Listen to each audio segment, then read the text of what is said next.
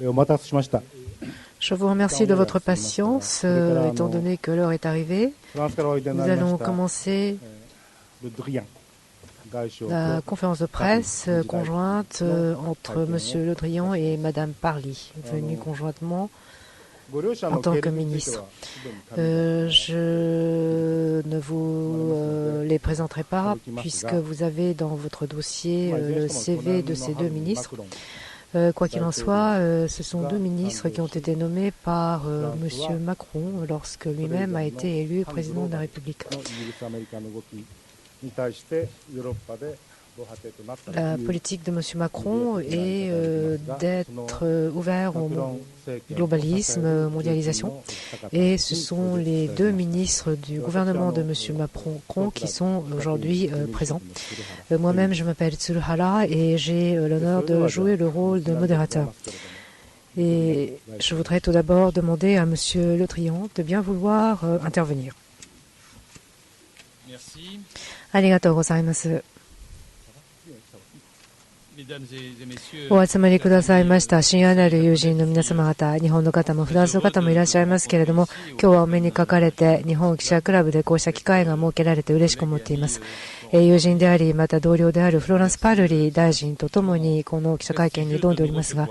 この素晴らしい記者クラブにお迎えいただきましたことを嬉しく思います。私自身は改めましてこうして日本に来られたことを嬉しく思っております。ご存知のように私の政治家としての人生の中で非常に大きな存在を示している日本であるということを申し上げなければなりません。とりわけ私は小野寺大臣ともかつて国防大臣を務めていたときに協議をさせていただきました。そしてまたその前には毎年日本と東京を訪れる機会がございました。その頃はブルターニュ地方議長を務めていた時期があったわけですけれども、その3です。今回は4日ほど日本に滞在いたします。その際には大変懐かしい方々にも再会をすることになっております。まずはパルリ大臣とともに昨日になりますけれども、河野大臣、そして小野寺大臣と第4回となりました2+2日仏政治そして防衛協議に挑んだわけでございます。そしてこうしたフォーマットというのは国際的なレベルにおきましてもフランスにとりましては唯一日本と行っていることもございますので、大変にフランスと日本とが良い関係にあるということを示しています。2014年に2+2が誕生してからというもの、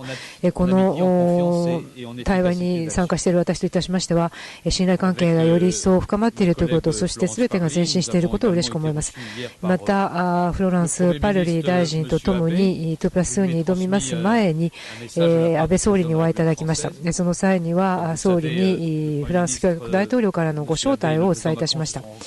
マクロン大統領、そして安倍総理は G20、 そしてまたさらに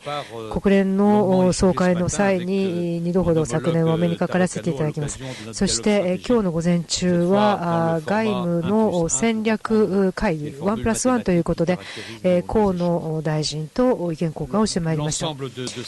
全体的に私が得た感想というのは、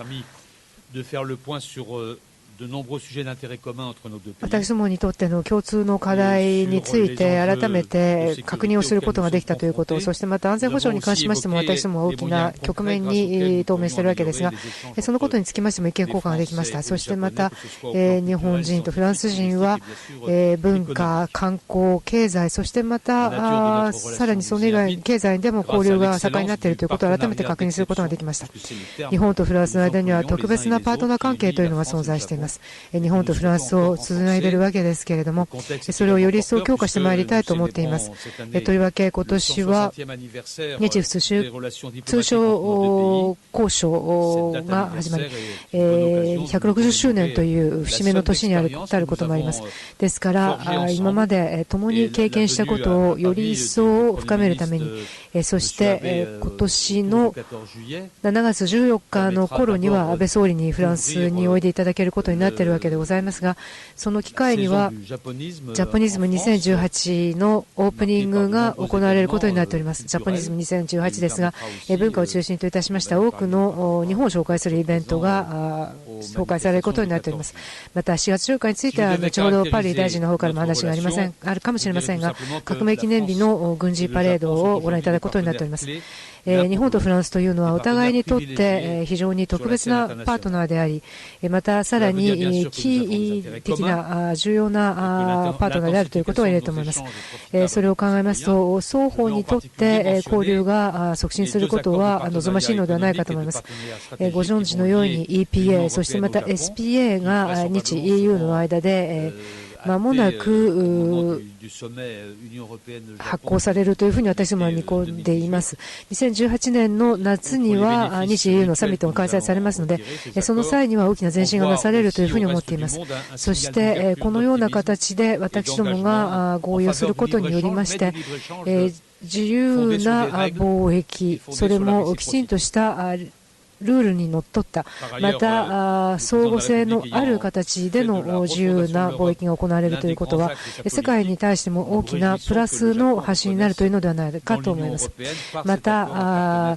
この EU と日 EU、EPA が促進することによって、また実行することによって、ヨーロッパに対する日本の取り組みも見えてまいります。また、国際情勢の中でも私どもは、この国際社会の安定のために協力しなければなりません。マルチラテラリズム、そしてまた平和、安定のために協力すること、そしてまた、いかなる分野におきましても、それは例えば海洋問題についてもですが、国際法を遵守するということが望まれています。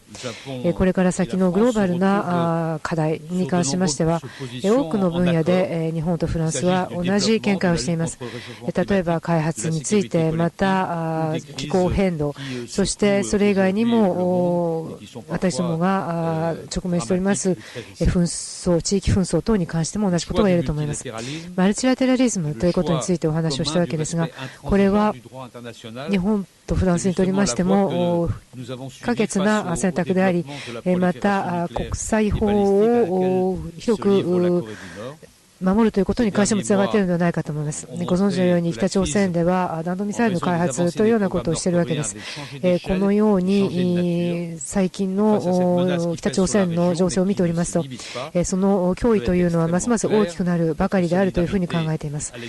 それでこの地域にある日本に対しまして私どもは強い連帯感を示しています。この件に関しましても大臣に対して私どもは共にあるということ、そしてまたさらに制裁を盛り込んでいる昨年の12月の22日の国連の決議などは実行されることによりまして、これからは北朝鮮政府が再び交渉の場に戻ってくるように、そしてこの弾道ミサイルの開発、そして核兵器の開発ということを断念し、また不可逆的にこれからは断念するだけではなく、明確な形でその態度を示すべきであるということを私どもは考えています。またさらに国際法にのっとった形での海洋の公開が必要であると思っています。もちろんフランスというのは太平洋側であるというふうにお考えになるかもしれませんが、インド洋、そしてまた太平洋にも私どもは存在があります。日本はとりわけ自由で開かれたインド洋太平洋戦略というのを今進めようとしているわけですが、この分野におきましても具体的なプロジェクトに協力することによってフランスは協力をしていきたいというふうに考えています。私どもの交流というのは決してアジアにのみ集約されるのではなく、例えばその枠を超えています。簡単に申し上げればアフリカの例をご紹介すればいいのではないかと思います。持続可能な開発、そして健康面の日仏間のアフリカにおける協力というのがつい何年か前に採択されておりますが、その部分に関しましても私どもはもっと進めてなければいけないと思っています。また G5 サヘルのことにつきましてパルリ大臣の方から昨日の2+2の中では話題になりました。また、この気候変動というのは大変に大きな地球に対する脅威になっているわけです。これもパリ協定が実行されるように私どもは協力をしなければなりません。昨年の12月の12日にはワンプラネットサミットがパリで開催されました。河野大臣に日本を代表してご出席をいただいたわけでございますが、この環境問題に関しましても私どもは国際的な法律によってこの日本の支援を受けながら物事を進めてまいりたいと思っております。このような状況で私どもは同じ方向性を向いているということ、それだけに大きな責任を果たし得るということ、またお互いに国際社会においても影響力ある存在であるということ、それを考えますとこの日仏関係というのもより一層これから協力、そしてまたさらに安定のために大きな感を受けるのではないかと思います。2019年ですが G7 の議長国をフランスが、そして G20 が日本の議長国ということになります。ですからその際にも私どもは議長国を務めるということを有効に活用したいと思っております。それだけではなくスポーツの祭典もたくさんあります。ラグビーのワールドカップ、そしてまた2020年にオリンピックが東京で、パリでその次に2024年にオリンピックが開催されることを考えますと、このように私どもは多くの協力が可能であるということを考えています。Je vous remercie beaucoup. Je voudrais maintenant passer la parole à Madame Parly. ありがとうございます。皆様、外務大臣と私、いずれも昨日、日仏2+2対話に参加することができました。こ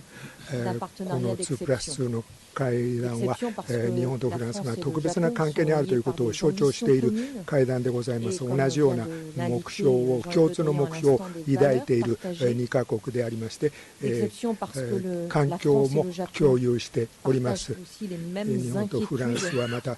懸念という意味でも同じ懸念を共有しており、分析も同じ分析をしております。日本とフランスはこのような特別な関係の中で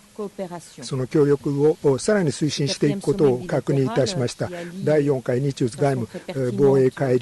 僚会合ですけれども、この開催は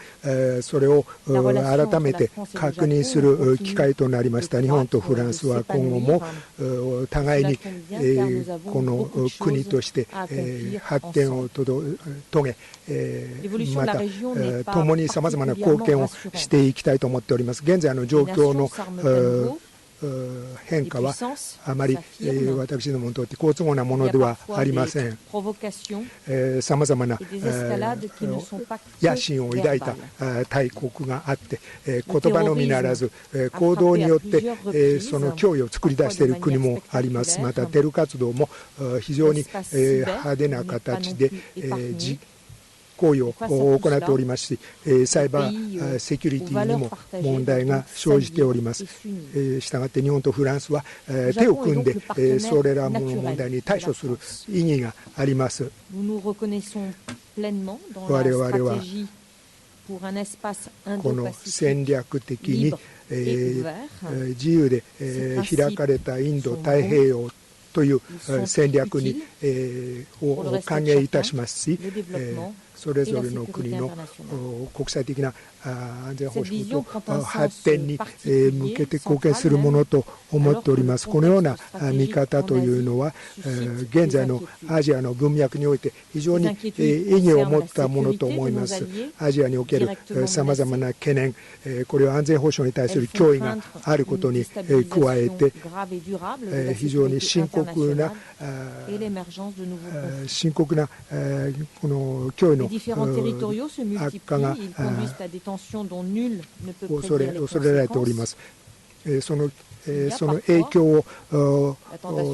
いかなる国も受けないわけには参りません。それから既成事実をもって自らの主張を押し付けようというこういう態度に対してあくまで対話でもって交渉でもって対抗していこうと思っております。私どもはフランスは太平洋国家であり5万5千人のフランス国籍の人間がこの地域に在住しておりますし、日本および韓国に在住しているフランス市民もおります。したがってフランスはこの地域の安定に非常に深く関わっているわけであります。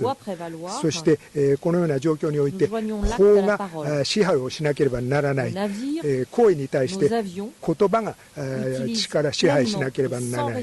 そしてそういう意味で私どもの航空機および艦船を持って航行の自由を行使、航行の自由の権利を行使しております。それから北朝鮮の状況について大変懸念を抱いております。この韓国、北朝鮮の核および弾道ミサイル計画については日本と分析を交換し、そして懸念を共有するものでありますけれども、フランスはあくまで対話の必要性を感じておりますが、そのような対話が、そして交渉が放っておいても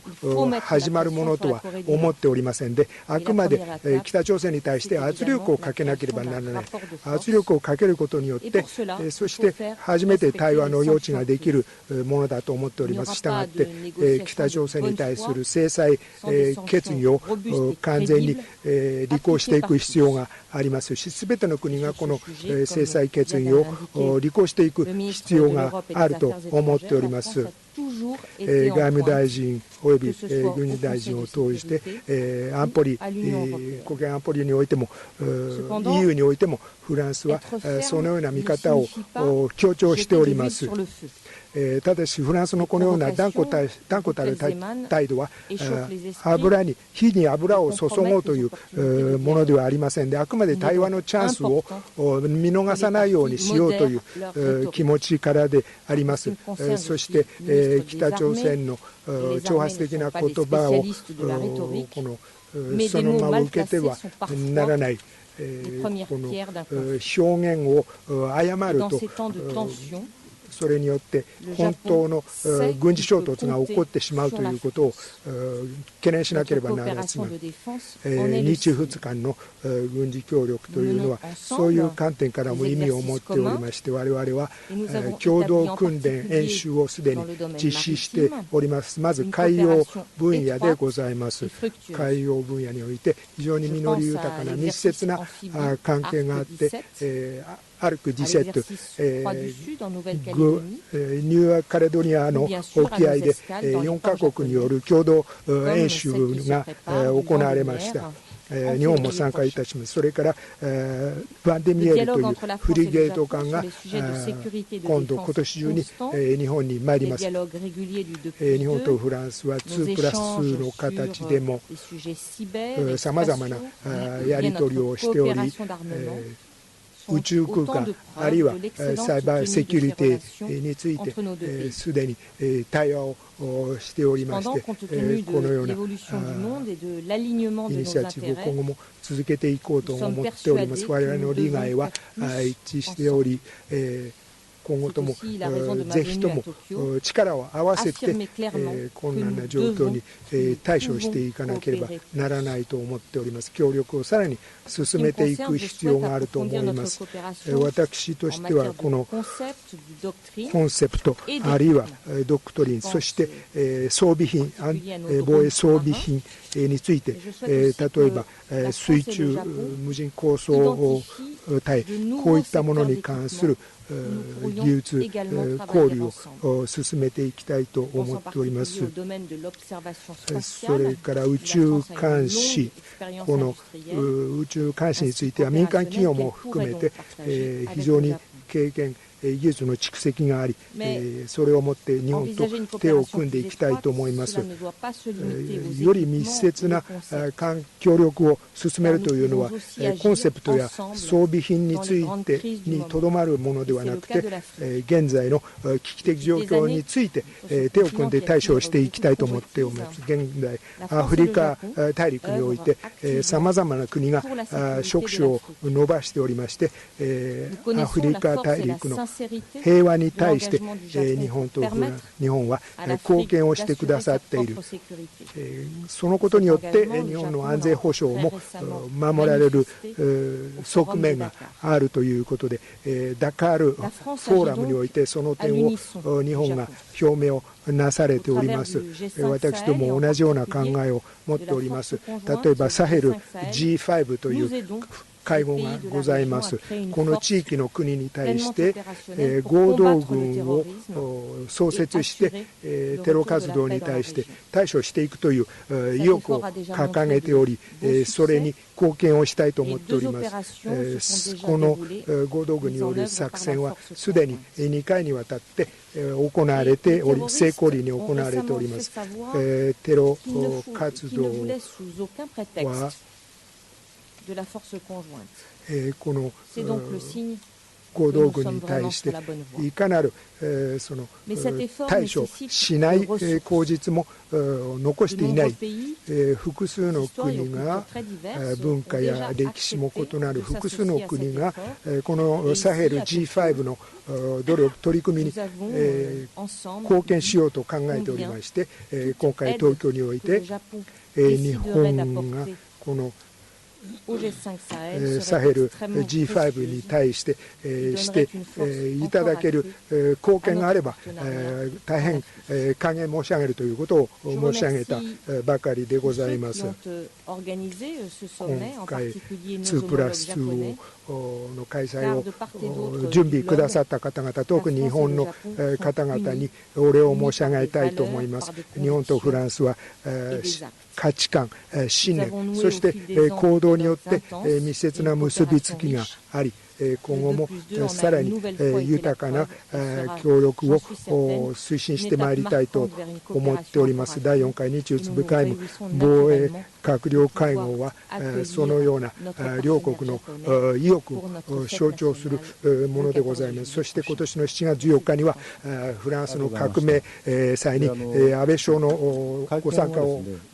期待しております。早めに終わることになっておりまして、Je vous remercie beaucoup. Nous allons être obligés de raccourcir un peu la conférence de presse et je voudrais donc maintenant inviter la salle à poser des questions. Il vous est demandé de lever le doigt pour poser des questions et je voudrais que les questions soient les plus courtes possibles.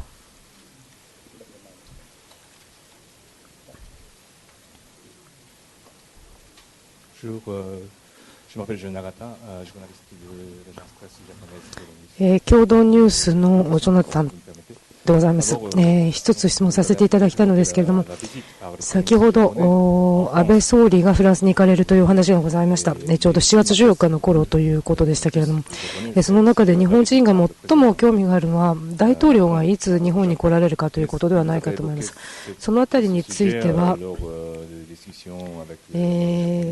今日または昨日話をなさいましたでしょうか。夏前においでになるのか、また夏後になるのか、そのあたりに興味があります。そしてもう一つ質問させていただきたいのですが、北朝鮮に関してです。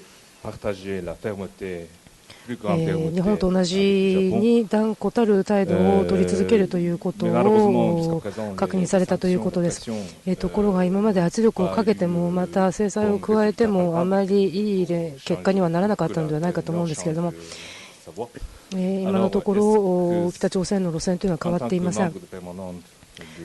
フランスは国連の安保理の常任理事国ですけれども、これから先何をするべきなんでしょうか。圧力をもっとかけ続ける方がいいのか、それとも制裁を増やすべきなんでしょうか。それとももう少し今現在の施行されている制裁をこのまま続けて待つべきなんでしょうか。例えば北朝鮮が見返りなしに自分たちの路線を変えるということは考えられるんでしょうか。そのあたりでこのままエスカレートしている状況をどのように変えることができるのか、交渉はどうしたらいいのかということを伺いたいと思います。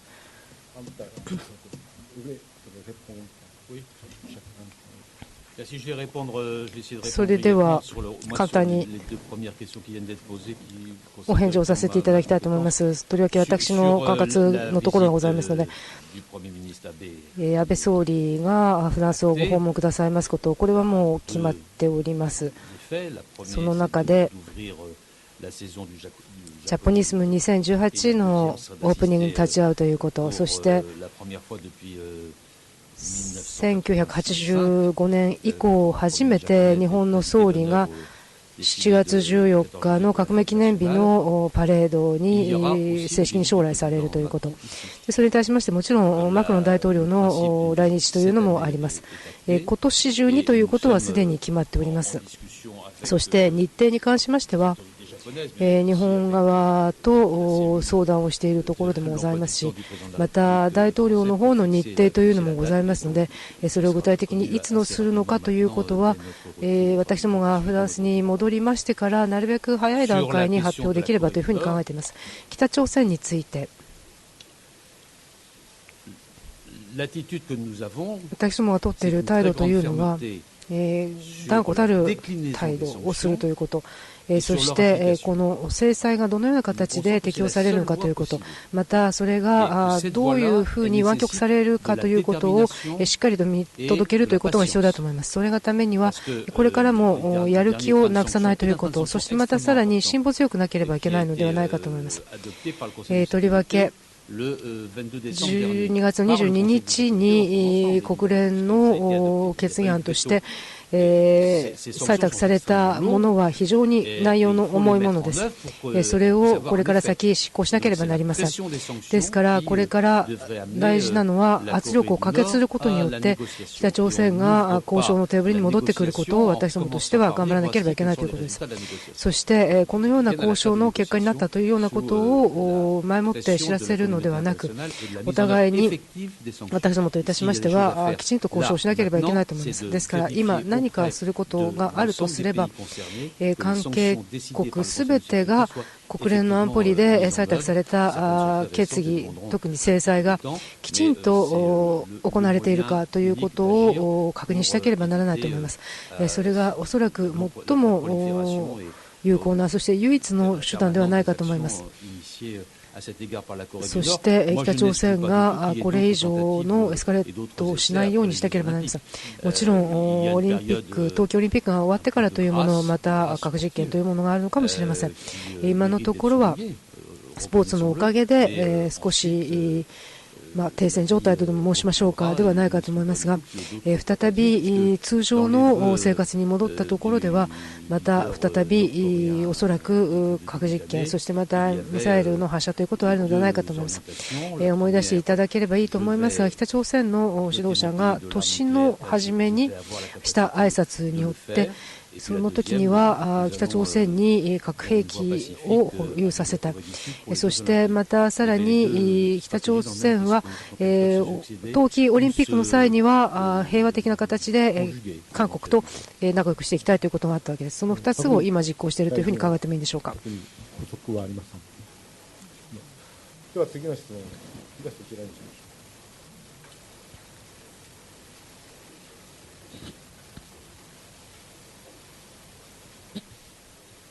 Je m'appelle Ikita du quotidien Asahi. Concernant l'Afrique, la France envoie des troupes en Afrique pour assurer la sécurité de ce continent avec des opérations très difficiles au Mali. De quel type de soutien la France compte au Japon, l'envoi des troupes de la force d'autodéfense japonaise ou d'autres types de soutien de la part du Japon pour l'Afrique.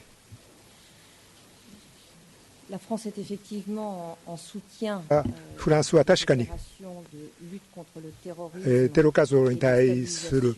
さまざまな戦い及びサヘル地域の安定のために貢献をしております。2013年からマリに駐留しております。4000人がサヘル地域に駐留しております。フランスはすべての取り組みを支持しております。すなわち、このサヘル地域5カ国が彼ら自身によって安全保障を確保できるような取り組みに貢献をしております。2017年にマクロン大統領がこのようなサヘル G5 のイニシアチブを支援すると申しました。安全保障ばかりでなくて経済発展についても同様です。特に安全保障についてマクロン大統領が望んだのは合同軍 G5 の合同軍が構成されるということでありまして、サヘル5カ国の軍隊の合同軍が構成されるということを望んだわけです。しかしそのためには支援をもたらさなければならない装備を持つためにも、それから部隊が意欲的に戦うためにも支援をしなければならない。それから装備も不足しております。こういったこの5カ国は世界でも最も最貧国のうちに入りますから、装備を整えるのも容易ではありません。世界各国に対してこの合同軍の実現に貢献してくださることを期待しております。特に装備を整えるということについての貢献です。この合同軍そのものに貢献していただくほかに、さまざまな兵站場、医療、その他のあるいは食料、そういったさまざまな次元でのご支援を期待しております。ブリュッセルで2月の23日に会合が予定されておりまして、ルードリア外務大臣と一緒にこの会議のお話を昨日いたしました。特にこのアフリカにおけるイニシアチブをさらに補足することができれば、そしてジブチにフランスは基地を置いておりますけれども、日本側で他のさまざまな国とともにこのサヘル5カ国のためにいろいろな取り組みをしていただければ大変嬉しく存じます。C'est la dernière question. J'aimerais que ce soit court. Je m'appelle Miyoshi du journal Yomiuri. Je voudrais me poser une question sur la sécurité en Europe. Bien que le Royaume-Uni va rester au sein de l'OTAN, le Royaume-Uni a décidé de quitter l'Union européenne. Vous avez une initiative commune dans le domaine de la sécurité en Europe. Comment voyez-vous l'avenir? Il y a bien sûr l'OTAN dont je crains va de plus en plus perdre son influence. Mais comment voyez-vous les relations entre la sécurité commune en Europe et l'OTAN? Alors peut-être un mot d'abord sur le Royaume-Uni pour dire que nous avons tenu. イギリスについて一言申しますと、先週英仏会合を開きました。首